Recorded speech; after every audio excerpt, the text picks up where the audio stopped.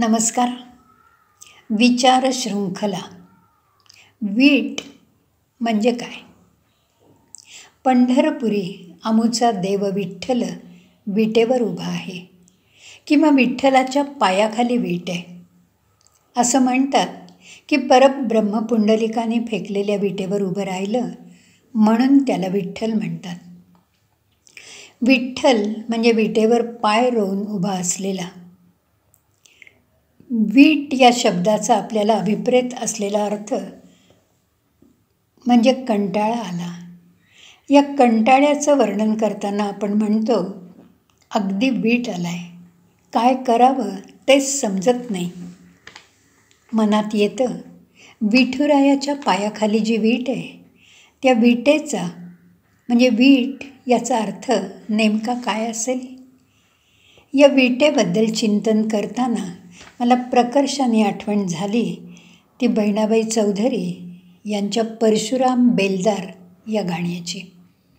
या गाण्यात ती विटांचा कारखाना असलेल्या परशुरामाला असं सांगते, तुझ्या कारखान्यातल्या विटेवर संसाराचा व्यवहाराचा रंग आहे, पण अवघ्या जगात अशी एकमेव वीट आहे की ज्यावर अध्यात्माचा रंग आहे.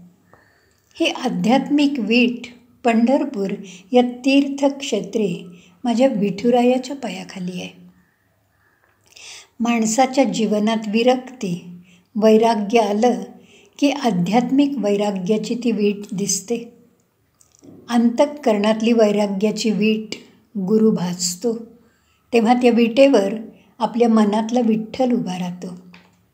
गुरूंनी ही वीट पक्की भाजली की निवृत्ती, ज्ञानदेव, सोपान, मुक्ताई, नामदेव, एकनाथ, तुकाराम, रामदास या संतांच्या नावांचा म्हणजे मनाच्या एकेका अवस्थांचा खरा अर्थ आपल्याला लागतो आणि विटेवर उभ्या असलेल्या विठुरायाचं अंतर्बाह्य दर्शनाचं पुण्य आपल्याला जोडता येतं.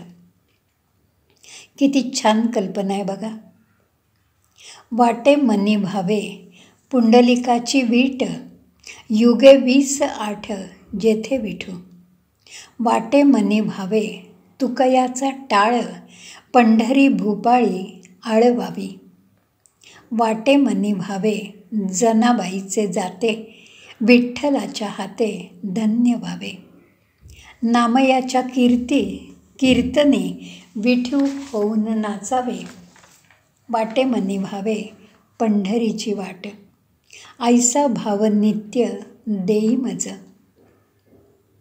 ही कविता गुणगुणताना मन कधी पंढरपुरी जाऊन पोचलं ते समजलंच नाही. खरंच या विठुरायाच्या पायाखालची वीट होण्याचं भाग्य आपल्याला कधी आणि कशामुळे मिळेल? ती वीट अंतरंगीच्या चक्षूंना कधी दिसेल आणि दिसली तर ती नेमकी कशी दिसेल? तिची ओळख पटण्यासाठी आपल्या गाठीशी तेवढी पुण्याई आहे का? वीट म्हणजे विरक्ती, कडकडीत वैराग्य. विरक्ती म्हणजे संसाराचा त्याग नाही.